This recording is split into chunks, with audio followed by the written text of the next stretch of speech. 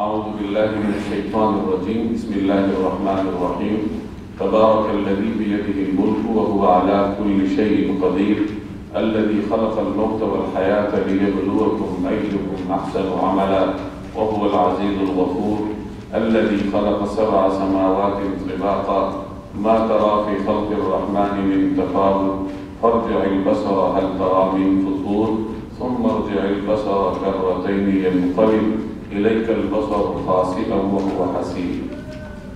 یہ سورہ ملک ہے. ملک کا لفظ اس سورت کی پہلی آیت میں استعمال ہوا. ملک قدرت کو کہا جاتا ہے، تو چونکہ یہ لفظ اس کی پہلی آیت میں موجود ہے تبارک الذی بیدہ الملک، تو اس مناسبت سے اس سورت کا نام سورۃ الملک رکھا گیا. یہ مکی سورت ہے. جناب رسول اللہ صلی اللہ علیہ وسلم پر ہجرت سے پہلے اللہ تبارک و تعالیٰ نے یہ سورت نازل فرمائی، اور بعض مفسرین کا خیال ہے کہ یہ اسلام کے ابتدائی دور میں نازل ہوئی تھی، جب رسول اللہ صلی اللہ علیہ وسلم نے دعوت کا آغاز فرمایا تھا. اسلام کی دعوت ابھی اپنے ابتدائی مراحل میں تھی، تو اس وقت جو صورتیں نازل ہوئی تھیں ان میں سے ایک صورت یہ سورہ ملک بھی ہے. چونکہ یہ مکہ مکرمہ میں نازل ہوئی اور مکی زندگی میں رسول اللہ صلی اللہ علیہ وسلم پر جو صورتیں نازل ہوئی ہیں، تو عام طور پر ان میں توحید، رسالت اور عقیدہ آخرت کی بات کی جاتی تھی. وہ اس صورت میں بھی آپ کو توحید کا ذکر ملے گا، اللہ جل جلالہ کی مختلف نشانیوں کا تذکرہ ملے گا. اللہ تعالیٰ اپنی نشانیاں آپ کے سامنے ذکر کر کے ایک تو عقیدہ توحید آپ کو سمجھا رہا ہے، اور ساتھ ہی ضمنی طور پر عقیدہ آخرت بھی اس سے سمجھ میں آتا ہے کہ جو ذات اتنی طاقت کی مالک ہے تو وہ اس بات پر بھی قدرت رکھتی ہے کہ انسان کو موت کے بعد دوبارہ زندگی دے کر اپنے سامنے کھڑا کرے اور اس سے سوال جواب کرے، اس کا احتساب کرے. تو اس صورت میں عقیدہ آخرت اور عقیدہ توحید یہ دونوں آپ کو اس کے مضامین سے سمجھ میں آئیں گے. اس صورت کے مختلف فضائل مختلف روایات میں مذکور ہیں. اس صورت کی 30 آیات ہیں، اور ایک روایت کا مفہوم ہے کہ قرآن کریم کی ایک ایسی صورت ہے جس کی 30 آیات ہیں، اور جو آدمی اس کو پڑھے گا تو اللہ جل جلالہ اس کو قبر کے عذاب سے محفوظ رکھے گا. حضرت عبداللہ بن مسعود رضی اللہ تعالیٰ عنہ کی روایت کا مفہوم ہے کہ جو آدمی روزانہ عشاء کے بعد سورہ ملک کی تلاوت کرے تو اللہ تعالیٰ اس کو عذاب قبر سے محفوظ رکھیں گے. ایک روایت کا مفہوم ہے کہ ایک مرتبہ کچھ صحابہ کرام سفر میں تھے. راستے میں انہوں نے کسی جگہ پڑاؤ ڈالا، خیمہ اپنا لگایا پڑاؤ ڈالنے کے لیے. تو جس جگہ انہوں نے خیمہ گاڑا تھا اس کے نیچے قبریں تھیں، لیکن خیمہ گاڑنے والے صحابی کو علم نہیں تھا کہ یہاں قبریں ہیں. ایک عرصہ گزر چکا ہوگا، زمین ہموار ہوگی، تو انہیں علم نہیں ہو سکا اور انہوں نے وہاں خیمہ گاڑ دی. تو وہاں نیچے قبر تھی، اور اللہ کی شان کے ان صحابی نے اس صاحب قبر سے سورہ ملک سنی کہ وہ اپنی قبر میں سورہ ملک کی تلاوت کر رہے ہیں، اور پوری سورہ ملک انہوں نے سنی. تو واپس آ کر انہوں نے رسول اللہ صلی اللہ علیہ وسلم کی خدمت میں یہ ماجرا بیان کیا. تو آپ صلی اللہ علیہ وسلم نے فرمایا کہ ہی المانعہ ہی المنجیہ تنجیہ من عذاب القبر، کہ یہ صورت مانعہ ہے، منجیہ ہے، اور اس کو عذاب قبر سے محفوظ رکھتی ہے.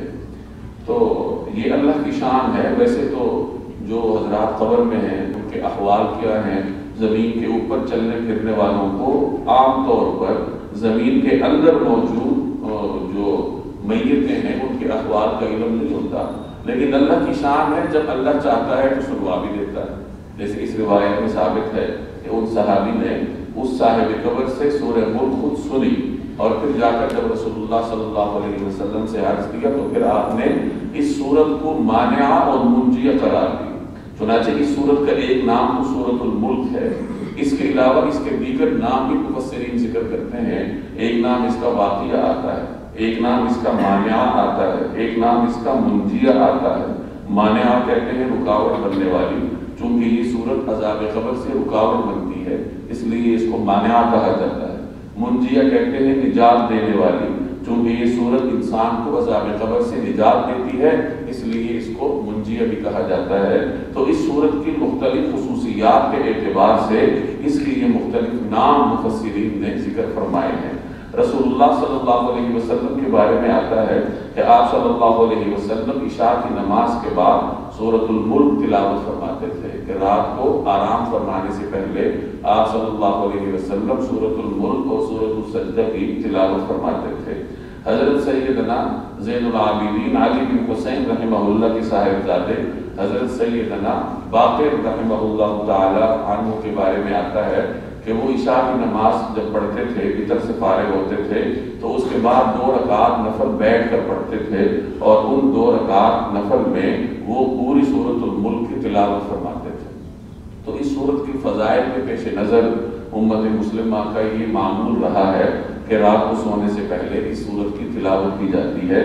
تو اگر آپ اس سورت کو سمجھ کر پڑھیں گے تو جہاں آپ کو اس کے یہ فوائد حاصل ہوں گے کہ اللہ تعالیٰ عذاب قبر سے محفوظ رکھے گا، وہاں اس صورت میں جو عقائد بیان ہوئے ہیں، اللہ کی نشانیاں بیان ہوئی ہیں، وہ بھی انسان کے دل و دماغ میں تازہ ہوتی رہتی ہیں۔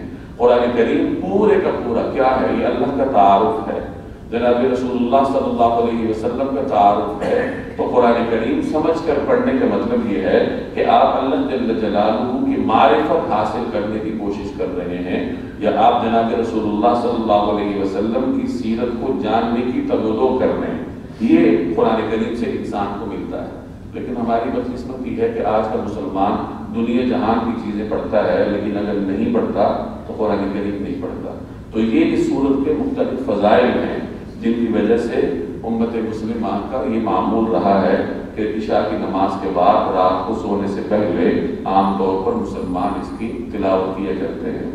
اس صورت کی ابتدائی 5 آیات میں اللہ جل جلالہ نے اس کائنات کے نظام کو مربوط شکل میں بیان فرمایا ہے کہ یہ جو پوری کائنات آپ کے سامنے ہے، اس کا ایک نظام ہے، مربوط نظام ہے، اور اس باقاعدہ اور مربوط نظام میں آپ کو کوئی رخنہ نہیں ملے گا، آپ کو کوئی نقص اور کوئی خامی نہیں ملے گی۔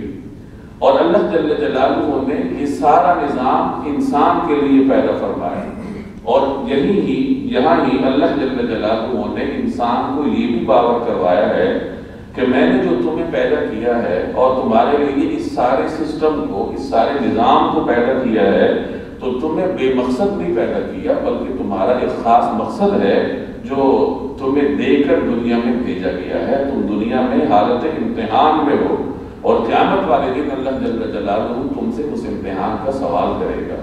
تو ابتدائی آیات میں اللہ تعالیٰ نے کائنات کے نظام کو میرے اور آپ کے سامنے رکھا ہے، اور اس کے بعد آیات کے سلسلے میں اللہ جل جلالہ نے اپنی مختلف نشانیاں بیان کی ہیں، اپنی قدرت کے مختلف مظاہر آپ کے سامنے رکھے ہیں، اور ان نشانیوں پر غور کر کے جہاں انسان عقیدہ توحید کو سمجھ سکتا ہے، وہی اللہ جل جلالہ کی قدرت کو سمجھتے ہوئے عقیدہ آخرت کو بھی سمجھ سکتا ہے کہ جو ذات اتنی برگزیدہ ہے، اتنی نشانیاں اور اتنی قدرت رکھتی ہے، تو وہ انسان کو قبر سے دوبارہ کھڑا کر کے اس کا احتساب کرنے پر بھی قدرت رکھتی ہے۔ تبارک الذی بیدہ الملک وہو علی کل شیء قدیر۔ تبارک الذی بیدہ الملک، بڑی شان ہے اس ذات کی جس کے ہاتھ میں ساری بادشاہی ہے، وہو علی کل شیء قدیر، اور وہ ہر چیز پر پوری طرح قادر ہے۔ تبارک یہ برکت سے نکلا ہے، اور اس میں مبالغہ کا مفہوم پایا جاتا ہے، یعنی بہت نہایت برکت والی ہے، یا نہایت عظیم الشان بزرگی کی مالک ہے وہ ذات جس کے ہاتھ میں ملک ہے۔ ملک بادشاہی کو کہتے ہیں، جس کے ہاتھ میں اس سارے کائنات کی اور ان تمام چیزوں کی جن کا انسان کو علم بھی نہیں ہے، ان تمام چیزوں کی ملکیت بھی اللہ جل جلالہ کے ہاتھ میں ہے، اور وہ ہر چیز پر پوری طرح قادر ہے، ہر چیز پر قدرت رکھتا ہے۔ اللہ جل جلالہ کی ذات بھی بابرکت ہے، اللہ کا نام بھی بابرکت ہے، جیسے قرآن کریم میں ایک جگہ آیا تبارک اسم ربک ذی الجلال والاکرام، کہ آپ کے رب کا جو نام ہے وہ بڑا بابرکت ہے۔ تو اللہ کی ذات بھی بابرکت، اس کا نام بھی بابرکت، اور اس کا کلام بھی بابرکت۔ یہی وجہ ہے کہ اگر کوئی آدمی قرآن کریم کو بغیر سمجھے بھی پڑھتا ہے تو اس کو ہر حرف پر 10 نیکیاں ملتی ہیں، کیونکہ یہ کلام بابرکت ہے۔ اگرچہ اس کا مقصد ہدایت ہے، اور وہ اس وقت تک سمجھ میں نہیں آتا جب تک انسان اس کو سمجھ کر نہ پڑے، لیکن اگر بغیر سمجھے بھی کوئی آدمی پڑھتا ہے تو چونکہ یہ کلام بابرکت ہے اور اس کے ہر حرف پہ 10 نیکیوں کا وعدہ ہے، تو یقیناً بغیر سمجھ کر پڑھنے والے کو بھی وہ نیکیاں ملیں گی۔ البتہ اگر کوئی آدمی قرآن کریم کو بغیر سمجھ کر پڑھنے کا معمول بنا لے، ساری زندگی اس کو بغیر سمجھے پڑھتا رہے اور وہ تعلیم یافتہ ہو، اس نے علم حاصل کیا ہوا ہو، اس کا دماغ تعلیم میں چلتا ہو کہ اس نے ڈگریاں لی ہوئی ہیں، تو جہاں اسے قرآن کریم پڑھنے کا یقیناً ثواب ملے گا، وہاں اللہ جل جلالہ اس سے یہ سوال بھی کر سکتا ہے کہ جہاں تم انگریزی زبان سمجھتے تھے، جہاں تم سائنس پڑھتے تھے، جہاں تم نے انجینئرنگ کی تعلیم حاصل کی تھی، اخبارات سمجھ کے پڑھتے تھے، تو صرف میرا ہی کلام رہ گیا تھا کہ تم اس کو بغیر سمجھے پڑھتے تھے۔ ایک دیہاتی ہے جس کو پڑھنا ہی نہیں آتا، اگر وہ قرآن کریم بھی بغیر سمجھے پڑھتا ہے تو شاید اس سے اتنا گلہ نہیں بنتا جتنا گلہ ایک شہری سے اور ایک طالب علم سے بنتا ہے کہ وہ کسی کالج میں پڑھتا ہے، یونیورسٹی میں پڑھتا ہے، اتنی ساری کتابیں کو پڑھ لیتا ہے، لیکن اگر نہیں پڑھتا تو قرآن کریم نہیں پڑھتا۔ تو بہرحال اللہ کا کلام بابرکت ہے، بغیر سمجھے پڑھنے والے کو بھی نیکیاں ملتی ہیں، لیکن اگر اس کا معمول بنا لیا جائے، عادت بنا لی جائے، تو قرآن کریم کا جو اصل مقصد ہے ہدایت وہ فوت ہو کے رہ جائے گا۔ اس لیے مسلمانوں کو یہ کوشش کرنی چاہیے کہ قرآن کریم کو پڑھا جائے اور سمجھ کے پڑھا جائے۔ الذي خلق الموت والحياة ليبلوكم أيكم أحسن عملا وهو العزيز الغفور۔ الذي خلق الموت والحياة، جس نے موت اور زندگی کو پیدا کیا، ليبلوكم، تاکہ وہ تمہیں آزمائے، أيكم أحسن عملا، کہ تم میں سے کون عمل میں زیادہ بہتر ہے، وهو العزيز الغفور، اور وہی ہے جو مکمل اقتدار کا مالک ہے اور بہت بخشنے والا ہے۔ اس آیت میں اللہ نے زندگی اور موت کی تخلیق کو بیان فرمایا اور زندگی اور موت کو پیدا کرنے کا مقصد بیان فرمایا کہ اس کا مقصد یہ ہے تاکہ وہ تمہارا امتحان لے کہ تمہیں اللہ نے کیوں پیدا کیا ہے۔ اللہ جل جلالہ نے زندگی کو بھی پیدا کیا، موت کو بھی پیدا کیا۔ اب اس آیت سے معلوم ہوتا ہے کہ موت بھی اپنا ایک وجود رکھتی ہے۔ اس دنیا میں بہت ساری ایسی چیزیں ہیں جن کا وجود آپ کو دکھائی نہیں دیتا، جو مادے سے نہیں بنی ہوئی، اور قیامت والے دن اللہ جل جلالہ ان کو وجود عطا کرے گا۔ تو چونکہ موت کے بارے میں تخلیق کا لفظ استعمال ہوا، اس لیے مفسرین حضرات کا نقطہ نظر ہے کہ موت بھی ایک وجودی چیز ہے، وجود رکھتی ہے۔ چنانچہ جب حساب کتاب ہو جائے گا، جنتی جنت میں چلے جائیں گے، جہنمی جہنم میں چلے جائیں گے، تو اس وقت اللہ کے حکم سے موت کو ایک مینڈھے کی شکل میں جنت اور جہنم کے درمیان میں لایا جائے گا، تو وہاں موت کو وجود ملے گا، اس کا جو جسم ہے وہ لوگوں کے سامنے ظاہر ہوگا، اور وہاں اس مینڈھے کو یعنی موت کو ذبح کیا جائے گا، اور اللہ کی جانب سے اعلان ہوگا کہ اب جو جنت میں ہیں وہ ہمیشہ کے لیے جنت میں رہیں گے، اب موت نہیں ہے، اور جو جہنم میں ہے وہ ہمیشہ کے لیے جہنم میں رہیں گے، اب موت نہیں ہے۔ یہ اعلان سن کر جہاں جنتیوں کی خوشی بڑھ جائے گی، وہاں اہل جہنم کی حسرت اور ندامت بڑھ جائے گی کہ اب ایک نہ ختم ہونے والی زندگی سے ان کا سامنا پڑ رہا ہے۔ اللہ تعالیٰ سب مسلمانوں کی حفاظت فرمائے۔ تو بہرحال اس روایت سے معلوم ہوتا ہے کہ اللہ تبارک و تعالیٰ نے موت کو بھی ایک وجود دے رکھا ہے، اور جس طرح دنیا میں اور بہت ساری چیزوں کا وجود آپ کے سامنے نہیں ہے، قیامت کے دن ان کا وجود ظاہر ہوگا۔ جس طرح اعمال کا وزن کرنا ہے اللہ نے، آپ نیک عمل کرتے ہیں، اس کا وجود تو آپ کے سامنے نہیں ہے، لیکن قیامت والے دن اس کا وزن ہوگا، اور وزن اسی چیز کا ہوتا ہے جس کا وجود ہوتا ہے۔ تو اسی طریقے سے اللہ تعالیٰ نے موت کو بھی وجود دے رکھا ہے، جس کا ظہور آپ کے سامنے قیامت والے دن ہوگا۔ تو یہاں اللہ نے اسی طرف اشارہ فرمایا کہ اس نے موت کو پیدا کیا اور زندگی کو پیدا کیا۔ موت کا ذکر پہلے کیا، اس کا مطلب ہے کہ موت اصل ہے، انسان پہلے نہیں ہوتا، بعد میں وجود میں آتا ہے، زندگی بعد میں آتی ہے، اور پھر واپس اپنی اصل کی طرف انسان لوٹ جاتا ہے کہ اس پر موت طاری ہو جاتی ہے۔ اور ایک اور بات سمجھ لیجیے کہ موت کا مطلب انسان کا فنا ہونا نہیں۔ انسان نامی مخلوق تو اللہ نے پیدا کی ہے، جب انسان ایک مرتبہ پیدا ہو گیا، اب اس کے لیے فنا نہیں ہے۔ ایسا نہیں ہوگا کہ انسان کا وجود ہی اس کا نام ہی مٹ جائے۔ موت جو آتی ہے وہ اس عالم سے اگلے عالم میں منتقل ہونے کا نام ہے۔ آپ جب کسی کے بارے میں خبر دیتے ہیں تو یوں کہتے ہیں کہ اس کا انتقال ہوا ہے، کسی کی موت کی خبر یوں دی جاتی ہے کہ فلاں شخص کا انتقال ہوا۔ اب انتقال کا مطلب کیا ہے کہ وہ اس عالم سے عالم برزخ میں منتقل ہوا۔ انسان پر مختلف ادوار آتے ہیں، پہلے وہ ماں کے پیٹ میں ہے، پھر وہ دنیا میں آتا ہے، پھر وہ عالم برزخ میں جاتا ہے، اور وہاں سے پھر عالم آخرت میں حشر میں منتقل ہوگا، وہاں حساب کتاب کے فیصلے ہوں گے، اور پھر جنت ہے یا جہنم ہے۔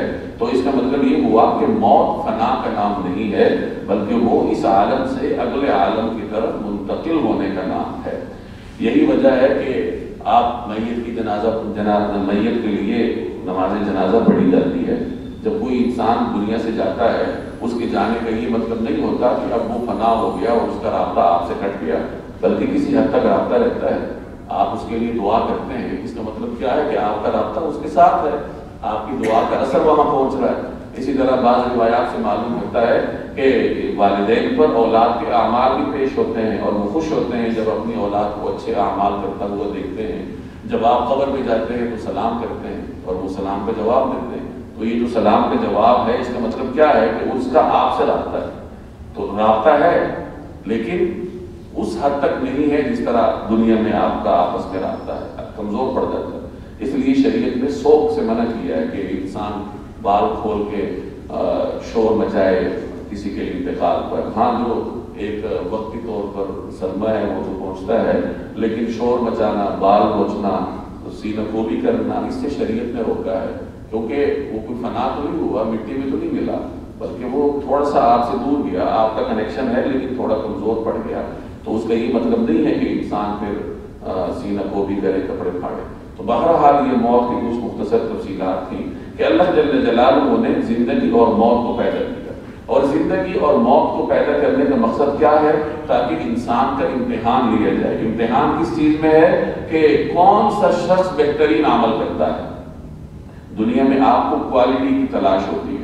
ایک چیز آپ کو اپنے محلے کے جنرل سٹور میں ملے گی، لیکن آپ وہاں سے وہ چیز نہیں لیں گے، آپ کسی بڑے سٹور میں جائیں گے، کسی برانڈ کی چیز لیں گے، حالانکہ وہی چیز آپ کو محلے کی دکان پر سستے داموں ملے گی، لیکن آپ برانڈ کے لیے زیادہ پیسے دینے کے لیے تیار ہیں، گویا آپ اس چیز کی کوالٹی چاہتے ہیں۔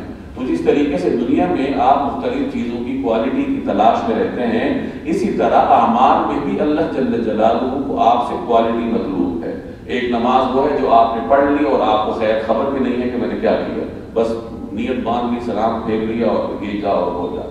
اس قسم کی نماز اللہ کو مطلوب نہیں ہے۔ اس قسم کی نماز جو پڑھے گا اس کا فرض تو ادا ہو جائے گا، لیکن جو نماز کے اثرات ہیں وہ اس پر مرتب نہیں ہوتے۔ اللہ کو خوبصورت نماز مطلوب ہے۔ اسی طریقے سے اللہ جل جلالہ کو ہر عمل میں آپ سے معیار چاہیے، خوبصورتی چاہیے، اور جو انسان زیادہ خوبصورتی کے ساتھ اپنے اعمال اور اپنی عبادات سر انجام دیتا ہے تو وہ امتحان میں اتنا ہی کامیاب ہے۔ تو گویا دنیا میں انسان کو بھیجے جانے کا مقصد اس آیت میں اللہ نے بیان کیا کہ تمہیں بھیجنے کا مقصد کیا ہے؟ مقصد یہ ہے کہ تم میں عمل کے اعتبار سے بہترین کون ہے۔ ایک اور جگہ اللہ نے فرمایا وَمَا خَلَقْتُ الْإِنسَ وَالْجِنَّ إِلَّا لِيَعْبُدُونِ، میں نے جنات اور انسانوں کو صرف اور صرف اپنی عبادت کے لیے پیدا کیا۔ اور یہاں فرمایا کہ انسان کو پیدا کرنے کا مقصد، موت اور زندگی کو پیدا کرنے کا مقصد یہ ہے کہ دیکھا جائے کہ عمل کون بہتر کرتا ہے۔ دونوں آیات کو ملا لیجئے تو انسان کا مقصد واضح ہو جاتا ہے کہ وہ انسان جو عبادات بہترین انداز سے انجام دے تو وہ گویا کہ اپنے مقصد کی انجام دہی میں لگا ہے، اور جو آدمی عبادات سرے سے انجام ہی نہ دے یا عبادات تو انجام دیتا ہے لیکن اس کی خوبصورتی پہ توجہ نہیں دیتا تو وہ اپنے مقصد میں غفلت کر رہا ہے، اور قیامت والے دن پہ اس سے سوال ہوگا۔ آگے فرمایا وَهُوَ الْعَزِيزُ الْغَفُورُ، عزیز کہتے ہیں ایسی ذات کو جو مکمل اقتدار رکھتی ہے، اور غفور ایسی ذات جو بخشنے والی ہے کہ اللہ جل جلالہ مکمل اقتدار کا مالک اور بہت بخشنے والا ہے۔ الذی خلق سبع سماوات طباقا ما ترى في خلق الرحمن من تفاوت فارجع البصر هل ترى من فطور ثم ارجع البصر كرتين ينقلب إليك البصر خاسئا وهو حسير۔ الذی خلق سبع سماوات طباقا، جس نے 7 آسمان اوپر تلے پیدا کیے۔ ما ترى في خلق الرحمن من تفاوت، تم خدائے رحمان کی تخلیق میں کوئی فرق نہیں پاؤ گے۔ فرجع البصر، اب پھر سے نظر دوڑا کر دیکھو، هل ترى من فطور، کیا تمہیں کوئی رخنا نظر آتا ہے؟ ثم ارجع البصر كرتين، پھر بار بار نظر دوڑاؤ، ينقلب إليك البصر خاسئا وهو حسير، نتیجہ یہی ہوگا کہ نظر تھک ہار کر تمہارے پاس نامراد لوٹ آئے گی۔ سماوات، سما کی جمع ہے آسمانوں کو کہتے ہیں، سبا کہتے ہیں سات کو، طباقاً اوپر نیچے، طبق در طبق، کہ اللہ نے 7 آسمانوں کو طبق در طبق پیدا کیا۔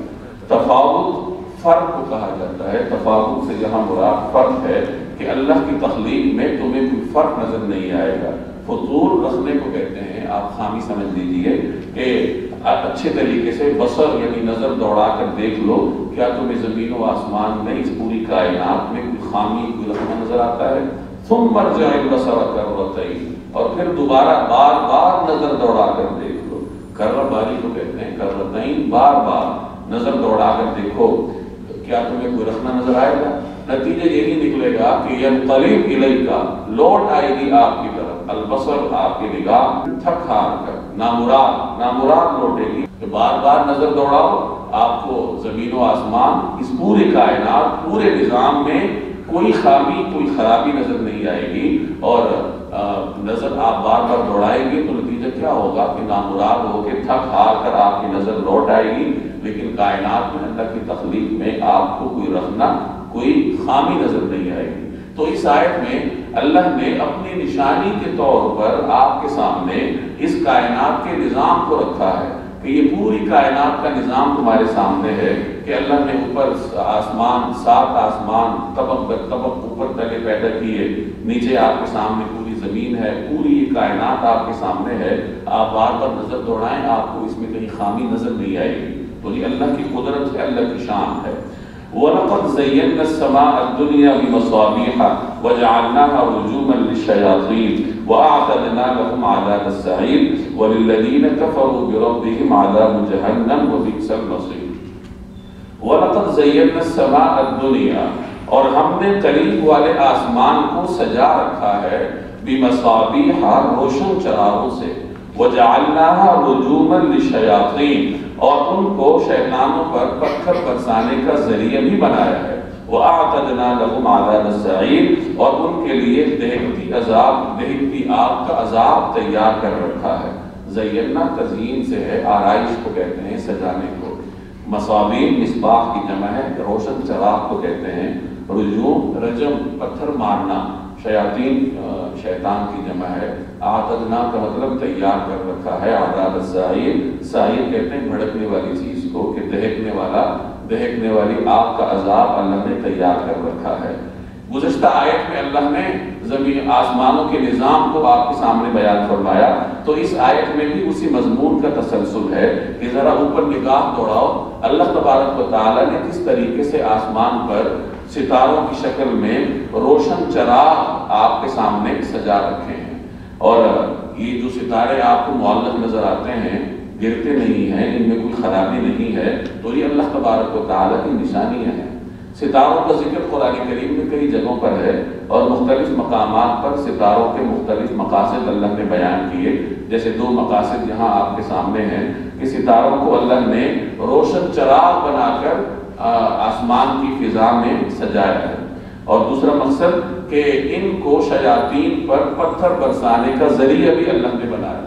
شہاب ثاقب کا نام آپ نے سنا ہوگا کہ آسمانوں سے شہاب ثاقب کی بارش ہوتی ہے، اور مختلف روایات کا مضمون ہے کہ اگر شیاطین اوپر چڑھنے کی کوشش کریں تو یہ شہاب ثاقب ان کے راستے میں رکاوٹ بنتے ہیں۔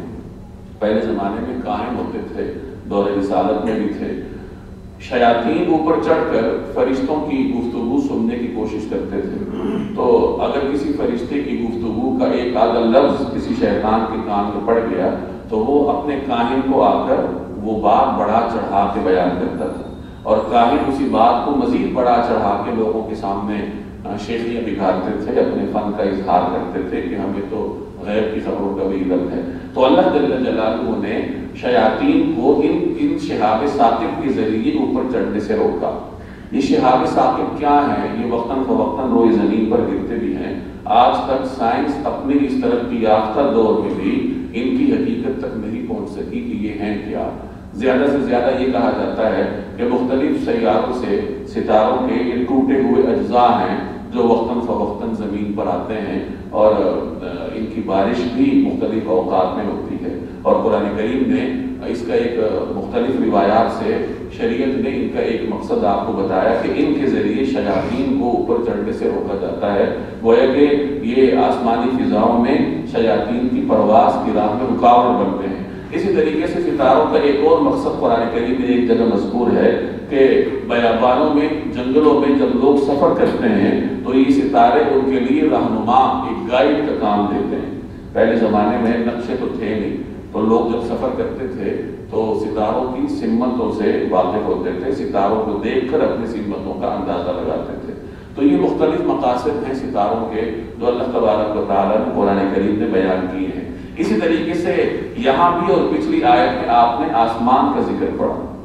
ابھی آسمان کیا ہے؟ قرآن کریم سما کا لفظ ذکر کرتا ہے۔ عربی لغت میں سما بلند چیز کو کہا جاتا ہے، کوئی بھی چیز جو آپ کے اوپر ہے۔ قرآن کریم میں سما کا لفظ مختلف مفاہیم میں استعمال ہوا۔ بارش کے لیے بھی سما کا لفظ استعمال ہوا ہے، بادل کے لیے بھی سما کا لفظ استعمال ہوا ہے، اور جو جو سماوی ہے یعنی ایٹماسفیئر، ایک لیئر آپ سمجھ لیں کہ اوپر جو آپ کو ایک لیئر نظر آتی ہے جن میں پرندے پرواز کرتے ہیں، تو اس کرۂ سماویہ کے لیے بھی قرآن کریم نے سما کا لفظ استعمال کیا۔ اسی طریقے سے جن کو ہم اردو میں آسمان کہتے ہیں کہ 7 آسمان ہیں، ان کے لیے بھی قرآن کریم نے سما کا لفظ استعمال کیا، جیسے پچھلی آیت میں آپ نے پڑھا الذی خلق 7 سماوات طباقا، جس نے 7 آسمان اوپر تلے پیدا کیے۔ تو یہ مختلف مفاہیم میں قرآن کریم سما کے لفظ کو استعمال کرتا ہے۔ جس کو ہم آسمان کہتے ہیں، جن کا ذکر مختلف روایات میں بھی آتا ہے کہ اللہ نے 7 آسمان پیدا کیے ہیں، ہر آسمان پر اپنی مخلوق ہے، اپنے فرشتے ہیں۔ مختلف انبیاء کے بارے میں بھی آتا ہے کہ وہ مختلف آسمانوں پر جلوہ افروز ہیں، اور آسمانوں کے دروازوں کا ذکر بھی معراج کی حدیث میں ملتا ہے۔ حدیث معراج میں آسمانوں کے مختلف دروازوں کا بھی ذکر ہے۔ اب ان کی حقیقت کیا ہے؟ تو آج کے اس ترقی یافتہ دور میں بھی سائنس اس کی حقیقت کو دریافت نہیں کر سکی، اور انسانی عقل اس کو سمجھنے سے قاصر ہے۔ کچھ چیزیں ایسی ہیں قرآن کریم کی آیات کہ ان پہ انسان کا ایمان ہوتا ہے اور ان کو سمجھنے سے انسانی عقل قاصر ہوتی ہے، تو وہاں بس یہی کہا جاتا ہے کہ اللہ جل جلالہ کی جو اس سے مراد ہے اس پہ ہمارا ایمان۔ اب آسمانی دنیا کیا ہے، اس میں دروازوں کا کیا مطلب ہے، فرشتوں کے اترنے کا، چڑھنے کا، ارواح کا اللہ کے دربار میں پیش ہونے کا جو تصور ہے، اس پہ صرف ایمان رکھا جا سکتا ہے۔ آج سائنس اتنی ترقی کر چکی ہے لیکن ان چیزوں کی حقیقت کو وہ دریافت نہیں کر سکی۔ تو بہرحال ممکن ہے کہ انسان کسی زمانے میں جا کے اللہ کی توفیق سے ان چیزوں کو بھی سمجھ لے، لیکن فی الحال آسمان اور اس کی فضاؤں پر انسان ایمان رکھنے پر ہی مجبور ہے۔ تو یہاں فرمایا کہ اللہ تبارک و تعالیٰ نے قریب والے آسمان کو روشن چراغوں سے سجا رکھا ہے۔ قریب والے آسمان سے مراد آسمان دنیا، یا عام الفاظ میں آپ یوں کہہ لیجیے کہ جو آسمان آپ کو اپنی نگاہوں سے نظر آتا ہے اسے آسمان دنیا کہا جاتا ہے، اور اس کے نیچے جو فضا ہے اور پھر نیچے زمین پر انسان آباد ہے۔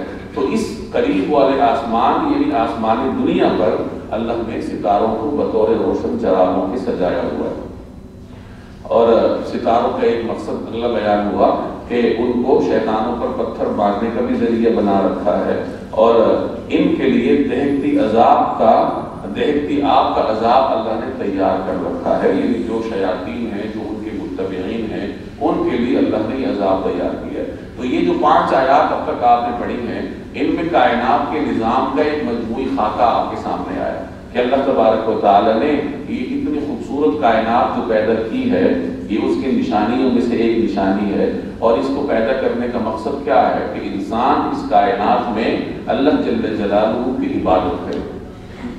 وَلِلَّذِينَ كَفَرُوا بِرَبِّهِمْ عَذَابُ جَهَنَّمَ وَبِئْسَ الْمَصِيرُ، اور جن لوگوں نے اپنے پروردگار سے کفر کا معاملہ کیا ہے ان کے لیے جہنم کا عذاب ہے، وَبِئْسَ الْمَصِيرُ، اور وہ بہت برا ٹھکانہ ہے۔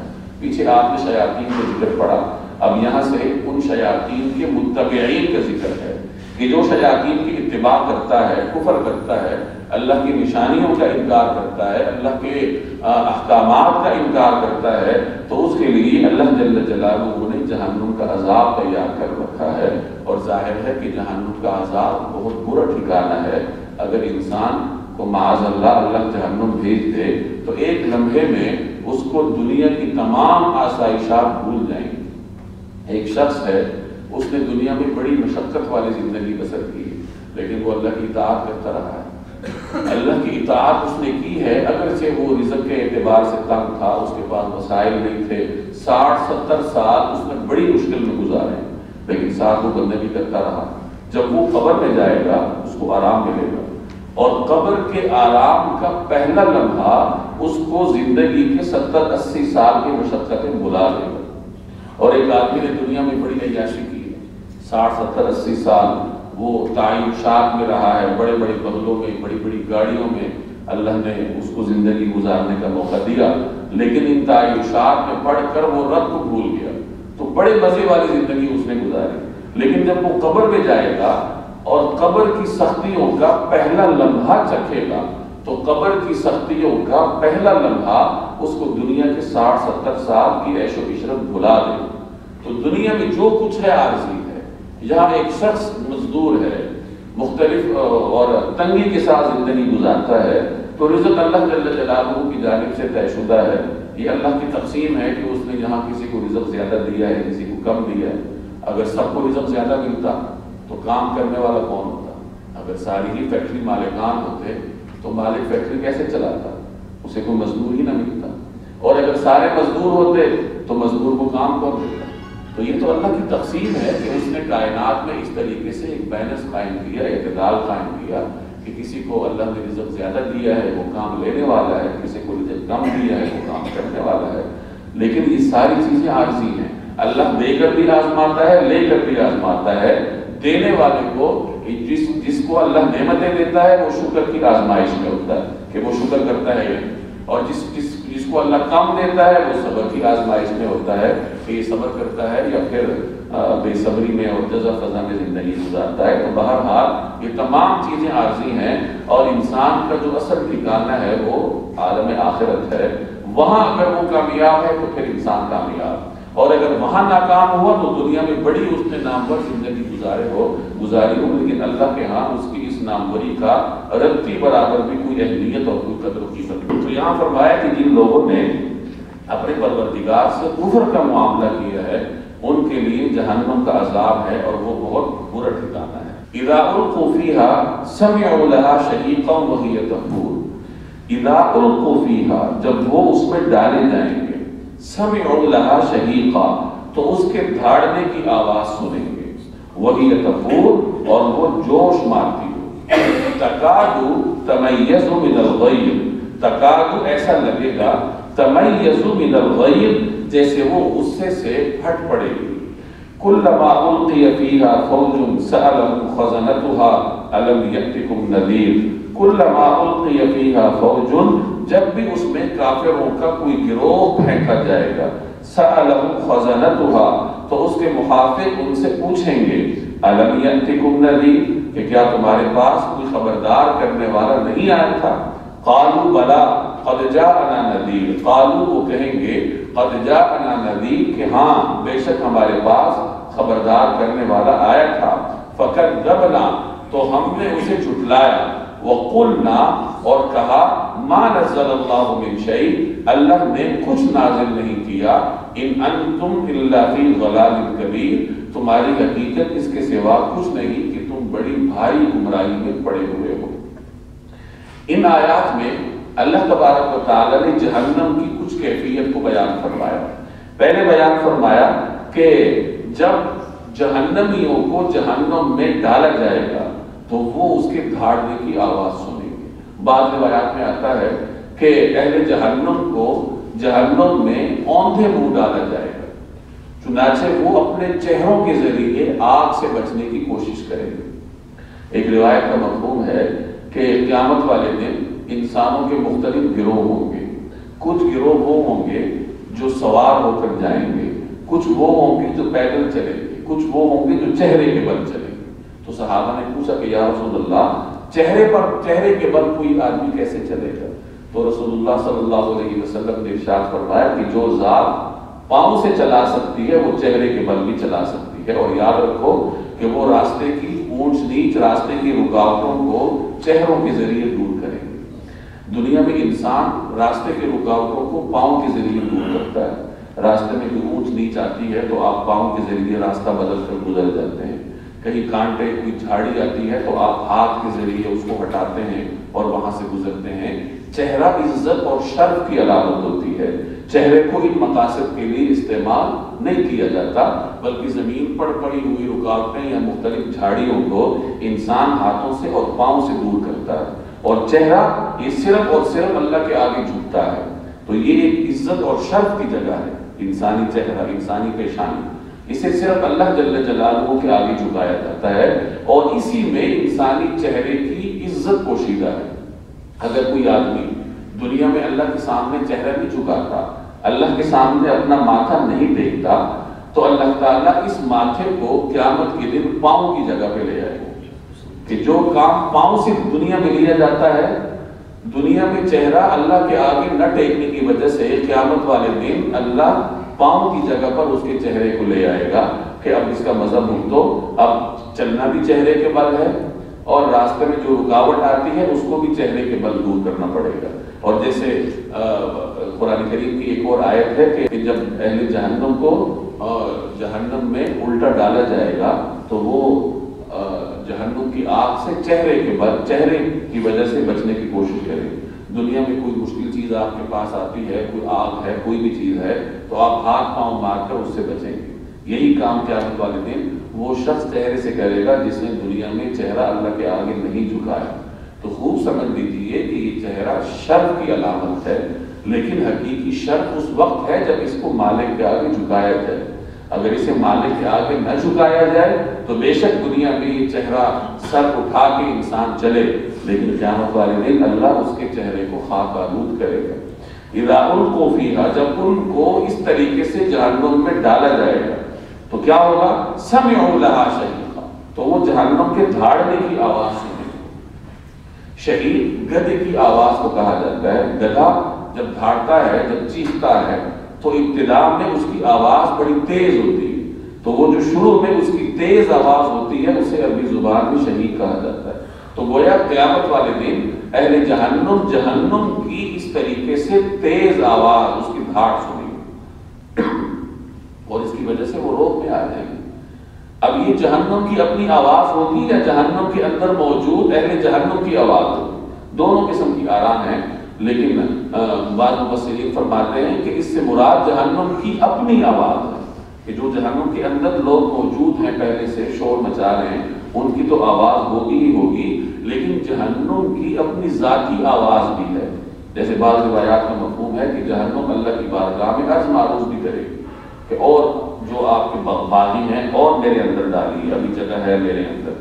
تو جہنم کو اللہ نے آواز دی ہے اور وہ اللہ جل جلالہ کی بارگاہ میں عرض معروض بھی کرے گی۔ تو یہ گویا جہنم کی اپنی آواز ہے، اس کی اپنی دھاڑ ہوگی، اور اس کی مزید کیفیت کیا ہے؟ وہی تفور، اور وہ جوش مارتی ہو، اور ایسا لگے گا جیسے جہنم غصے کی وجہ سے پھٹ پڑے گی۔ اللہ کے دشمنوں کو دیکھ کر جہنم اتنا غیظ و غضب اور نفرت کا اظہار کرے گی۔ انسان اتنا باغی ہے کہ اس کی بغاوت کو دیکھ کر کائنات کی ہر مخلوق کو غصہ آتا ہے کہ یہ اللہ کی عجیب مخلوق ہے، اللہ نے اس کو اختیار دے رکھا ہے اور یہ اس کے باوجود اللہ کی نافرمانی کرتا ہے۔ یاد رکھیے کائنات کی ہر چیز کو اللہ نے شعور دیا ہے۔ یہ جمادات ہیں، نباتات ہیں، آپ کو ان کی شعور کا ادراک نہیں ہے، لیکن اللہ نے ان کو شعور دیا ہے، اور اب تو سائنس بھی کچھ چیزوں کے اندر شعور کو دریافت کر چکی ہے، اور ایک ممکن ہے کہ آگے جا کر اور چیزوں کا شعور بھی اس کے سامنے آئے۔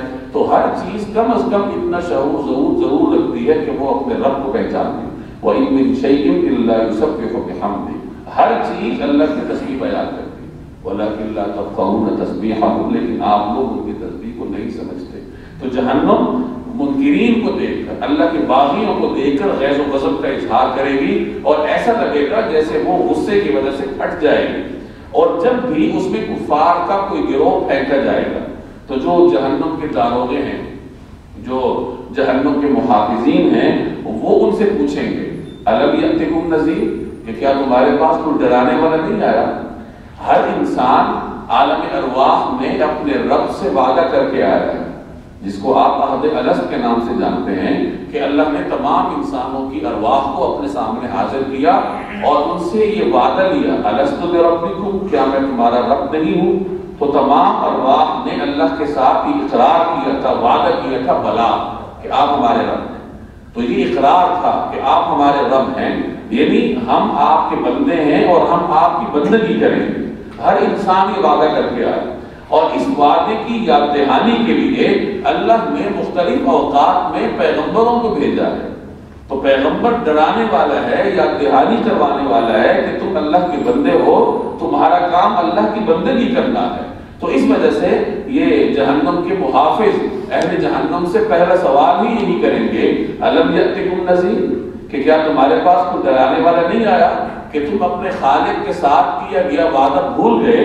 تو کیا تمہارے پاس کوئی یاد دہانی کروانے والا نہیں آیا تھا؟ وہ کہیں گے بلا، ہاں آیا تھا، قد جاءنا نذیر، ہمارے پاس نذیر یعنی ڈرانے والا، یاد دہانی کروانے والا آیا تھا، لیکن ہم نے کیا کیا؟ فکذبنا، ہم نے اس کی تکذیب کی، ہم نے انکار کیا، اور انکار سے بڑھ کر ہم نے اس کا مذاق اڑایا۔ وقلنا، ہم نے کہا ما نزل اللہ من شیء، اللہ نے تو کوئی چیز نازل نہیں کی۔ آپ غلط کہہ رہے ہیں کہ اللہ کی جانب سے وحی آتی ہے، اللہ نے تو کوئی چیز نازل نہیں کی، کوئی پیغمبر نہیں بھیجا۔ ان انتم الا فی ضلال کبیر، ان انتم، تمہاری حقیقت اس کے سوا کچھ نہیں، الا فی ضلال مبین، کہ تم کیا ہو؟ بڑی گمراہی میں ہو۔ اس آیت کے اس ٹکڑے کی دو تفسیریں ہیں۔ بعض حضرات فرماتے ہیں کہ یہ انہی اہل جہنم کی باتوں کا تسلسل ہے، کہ وہ کہیں گے کہ ہم نے انبیاء کو کہا تھا، مرسلین کو کہا تھا کہ اللہ نے تو کوئی چیز نازل نہیں کی، اور یہ جو تم ہمیں کہہ رہے ہو کہ اللہ نے وہی نازل کی ہے، یہ تو تم گمراہی میں پڑے۔ تو یہ گویا اہل جہنم ہی کا قول ہے۔ اور بعض حضرات فرماتے ہیں کہ نہیں، یہ اہل جہنم کا قول نہیں ہے، اہل جہنم کی بات یہی تک ہے ما نزل اللہ من شیء۔ آگے اللہ ان سے مخاطب ہے، قرآن کریم ان سے مخاطب ہے کہ تم لوگ تو کھلی گمراہی میں ہو، کہ دنیا میں تم نے مرسلین کا مذاق اڑایا، ان کا انکار کیا، تو یہ کھلی گمراہی ہے اور کچھ نہیں ہے۔ وَقَالُوا لَوْ كُنَّا نَسْمَعُ أَوْ نَعْقِلُ مَا كُنَّا فِي أَصْحَابِ السَّعِيرِ۔ وَقَالُوا، اور وہ کہیں گے لَوْ كُنَّا نَسْمَعُ، اگر ہم سن لیا کرتے، او نعقل، اور سمجھ سے کام لے لیا کرتے، ما کننا فی اصحاب السعیر، تو آج دوزخ والوں میں شامل نہ ہوتے۔ یہ وہ ندامت کا اظہار کریں گے کہ کاش ہم دنیا میں مرسلین کی باتوں پر کام کر لیتے، کاش ہم دنیا میں انبیاء کرام کی صداؤں کو سن لیتے اور عقل سے کام لے لیتے، تو آج ہم اس طریقے سے جہنم میں رسوا نہ ہو رہے ہوتے۔ یاد رکھیے، ندامت جس طریقے سے دنیا میں قیمتی ہے، اسی طریقے سے دنیا کے بعد وہ بے اثر اور ایک فضول چیز ہے۔ دنیا میں کوئی شخص اگر ندامت کی وجہ سے ایک آنسو کا قطرہ اس کی آنکھ سے نکل آئے، تو روایت کا مفہوم ہے کہ جہاں جہاں وہ قطرہ لگتا ہے وہاں وہاں اللہ جہنم کی آگ نہیں لگاتا، آگ نہیں چھوتی اس جگہ کو جہاں ندامت کا اس کی وجہ سے نکلا ہوا آنسو، اس کا ایک قطرہ انسانی چہرے کو لگتا ہے۔ یہ ندامت کی قدر و قیمت ہے دنیا میں۔ 50-60 سال کوئی شخص نافرمانی کرتا ہے، ایک لمحے کے لیے وہ نادم ہوتا ہے، اللہ کی بارگاہ میں ندامت کے آنسو بہا لیتا ہے، تو اللہ جل جلالہ اس کی طرف اپنی رحمت کو متوجہ کرتا ہے، اس کو معاف کرتا ہے۔ یہ ندامت کی اہمیت ہے۔ لیکن جب ایک مرتبہ انسان پر آخری حالت طاری ہو جاتی ہے، جسے حدیث میں غرغرہ کی حالت کہا جاتا ہے، کہ جب انسان غیب کی چیزوں کو، فرشتوں کو اترتا ہوا دیکھتا ہے، اس کی زبان تالو کے ساتھ لگ جاتی ہے، آخری لمحات ہوتے ہیں، تو اس وقت توبہ کا دروازہ بند ہو جاتا ہے۔ اور اس وقت تو فرعون نے بھی توبہ کرنے کی کوشش کی تھی، اس وقت تو بڑے سے بڑا باغی وہ ندامت توبہ کرنے کی کوشش کرتا ہے، کیونکہ سامنے سارا کچھ دیکھ لیتا ہے۔ تو ایمان تو غیب والا معتبر ہے کہ ابھی آپ کے سامنے کچھ نہیں ہے، تو ابھی میں اور آپ اللہ کے آگے توبہ کریں اور اللہ جل جلالہ کے سامنے ندامت کا اظہار کریں۔ یہی ندامت قیامت والے دن بیکار ہوگی۔ جگہ جگہ قرآن کریم ذکر کرتا ہے کہ اہل جہنم ندامت کے شکار ہوں گے، یا لیتنی کنت ترابا، وہ کہے کہ کاش ہم مٹی ہوتے، ہم پیدا ہی نہ ہوتے، لیکن اس کاش کا کوئی فائدہ نہیں۔ تو تو اس دنیا میں اللہ نے موقع انسان کو دیا ہے کہ وہ ندامت کے آنسو کا ایک قطرہ بہا کر اللہ کی رحمتوں کو اپنی طرف متوجہ کر دے۔ تو اہل جہنم کا اس آیت میں اہل جہنم کی حسرت کو بیان کیا ہے کہ وہ کہیں گے کاش ہم سن لیتے، سمجھ لیتے۔ دنیا میں انسان کے پاس ہدایت کی دو چیزیں ہیں، ایک وہ سنتا ہے، دوسرا وہ سمجھتا ہے۔ سننے کی وجہ سے اللہ اس کو ہدایت دیتا ہے کہ وہ انبیاء کی باتوں کو سنتا ہے، اللہ کے احکامات کو سنتا ہے، اور اللہ نے اسے سمجھ بوجھ بھی دی ہے کہ وہ خود بھی سمجھ سکتا ہے کہ اگر میں پیدا ہوا ہوں تو آخر کوئی میرا پیدا کرنے والا ہے، اگر یہ کائنات ہے آخر کسی نے اس کو پیدا کیا ہے۔ تو سماعت اور فہم، سننے اور سمجھنے کے ذریعے اللہ انسان کو دنیا میں ہدایت دیتا ہے، اور جو آدمی سننے اور سمجھنے سے فائدہ نہیں اٹھاتا تو قرآن کریم اس کو گونگے اور بہرے سے تعبیر کرتا ہے، صم بکم عمی، کہ یہ اندھے ہیں، گونگے ہیں، بہرے ہیں، بے شک وہ دنیا میں دیکھتے ہیں اور بظاہر بڑی عقل کے مالک سمجھے جاتے ہیں، لیکن وہ کیا عقل ہوگی جو اپنے مالک کو، یعنی اپنے حامل کو اپنے مالک تک نہ پہنچائے۔ اگر کوئی انسان اللہ تک رسائی حاصل نہ کرے تو اس کی عقل کا کیا فائدہ ہے؟ جانور بھی اپنے رب کو پہچانتا ہے اور انسان باوجود انسان ہونے کے رب کو نہ پہچانا۔ تو وہ کہیں گے کہ اگر ہم سن لیا کرتے اور سمجھ سے کام لیا کرتے تو آج دوزخ والوں میں شامل نہ ہوتے۔ فَاعْتَرَفُوا بِذَنبِهِمْ فَسُحْقًا لِأَصْحَابِ السَّعِيرِ۔ فَاعْتَرَفُوا بِذَنبِهِمْ، اس طرح وہ اپنے گناہ کا خود اعتراف کر لیں گے۔ فَسُحْقًا، غرض پھٹکار ہے، لِأَصْحَابِ السَّعِيرِ، دوزخ والوں۔ ہر انسان اپنے گناہوں کا خود اعتراف کرے گا۔ دنیا میں تو وہ جھٹلاتا ہے کہ انبیاء کرام پر جھوٹ مانتا ہے کہ تم جھوٹ بول رہے ہو اور تم اللہ کی جانب سے اللہ پر غلط بیانی کر رہے ہو، کوئی وحی اللہ نے نازل نہیں، لیکن یہ ساری سرکشی دنیا کی حد تک ہے۔ قیامت والے دن ہر انسان خود اعتراف کرے، اور قرآن کریم میں جگہ جگہ اللہ نے بیان فرمایا کہ زبان پر مہر لگ جائے گی اور پھر یہ ہاتھ پاؤں جسم کے اعضاء یہ انسان کے خلاف گواہی دیں گے، ہاتھ گواہی دیں گے کہ اس نے مجھے فلاں موقع پر اللہ کی نافرمانی میں استعمال کیا تھا، پاؤں گواہی دیں گے کہ فلاں موقع پر اللہ کی نافرمانی میں استعمال کیا تھا۔ خود جسمانی اعضاء بھی انسان کے خلاف گواہی دیں گے تو انسان کے پاس اعتراف کرنے کے سوا کوئی چارہ کار ہی نہیں ہوگا، تو وہ خود اپنے گناہوں کا اعتراف کریں گے۔ فسحقاً، پھٹکار ہے، سحقاً کا مطلب پھٹکار ہے، اور بعض روایات میں آتا ہے، بعض مفسرین فرماتے ہیں کہ سحقاً یہ جہنم کی ایک وادی کا نام، جس طرح ویل کا معنی ہلاکت ہے، لیکن ویل ہی کے بارے میں آتا ہے کہ یہ جہنم ہی کی کسی جگہ کا نام ہے۔ تو اسی طرح جہنم میں کوئی بیابان ہے، کوئی صحرا ہے جس کا نام سحق ہے، تو یہاں اس کا بھی اس کی طرف بھی اشارہ ہو سکتا ہے کہ سحق ہے، یا یوں کہہ لیجیے کہ پھٹکار ہے کہ ان کے لیے اصحاب السعیر، دوزخ والوں کے لیے۔ ان الذین یخشون ربهم بالغیب لهم مغفرۃ واجر کبیر۔ ان الذین یخشون ربهم بالغیب، اور جو لوگ بن دیکھے اپنے پروردگار سے ڈرتے ہیں، لهم مغفرۃ، ان کے لیے بے شک مغفرت ہے، واجر کبیر، اور بڑا اجر ہے۔ پیچھے آپ نے منکرین کا ذکر پڑھا، اب یہاں پہ جو لوگ اللہ کی بندگی کرتے ہیں ان کا ذکر ہے۔ یہ قرآن کریم کا عمومی انداز ہے کہ منکرین اور اللہ جل جلالہ کے اطاعت گزاروں کا ذکر اکٹھا ہوتا ہے، کہ کہیں ایک کا معاملہ بیان ہوا اور ساتھ دوسرے کا بھی معاملہ بیان ہوا، ترغیب بھی ساتھ چلتی ہے، ترغیب بھی ساتھ چلتی ہے کہ مانو گے تو تمہیں یہ نعمتیں ملیں گی، انکار کرو گے تو تمہیں اس عذاب کا سامنا کرنا پڑے گا۔ تو جہاں اللہ تبارک و تعالیٰ نے اطاعت گزاروں کا ذکر کیا کہ جو لوگ اپنے رب سے بن دیکھے ڈرتے ہیں، ایمان بالغیب، ایمان بالغیب ہی اصل کامیابی کی کنجی ہے اور تمام تر اخلاقیات کا راز بھی ہے۔ دنیا میں انسان اگر اچھے اخلاق کا مظاہرہ کرے، چاہے اچھے اخلاق اللہ کے ساتھ ہو یا بندوں کے ساتھ ہو، اگر انسان دنیا میں اچھے اخلاق کا مظاہرہ کرے تو اس کی بنیاد یہی ایمان بالغیب ہے کہ وہ اللہ تعالیٰ کا خوف رکھتا ہے کہ میں اگر اس بندے کا حق ماروں گا تو اللہ کو کیا جواب دوں گا۔ تو یہی انسان کا اصل جوہر ہے جو اللہ نے انسان میں رکھا ہے کہ وہ اپنے رب کو بن دیکھے مانے، اور جس وقت یہ چیزیں سامنے آ جائیں گی تو پھر اس وقت ایمان کا بھی اعتبار ہے۔ تو ایمان بالغیب ہی مغفرت اور عظیم اجر کی بنیاد ہے کہ اس کی وجہ سے انسان کو اللہ کی بارگاہ سے انعامات ملتے ہیں۔ وَأَسِرُّوا قَوْلَكُمْ أَوِ اجْهَرُوا بِهِ، اور تم اپنی بات چھپا کر کرو یا زور سے کرو، اِنَّهُ عَلِيمٌ بِذَاتِ دلوں کی باتوں کا پورا پورا علم رکھنے والا ہے۔ اب اس میں اللہ تعالیٰ نے اپنی قدرت کا بیان کیا کہ تم اپنی بات چھپا کر کرو یا زور سے کرو، اللہ تبارک و تعالیٰ دلوں کی باتوں کا بھی پورا پورا علم رکھنے والا ہے۔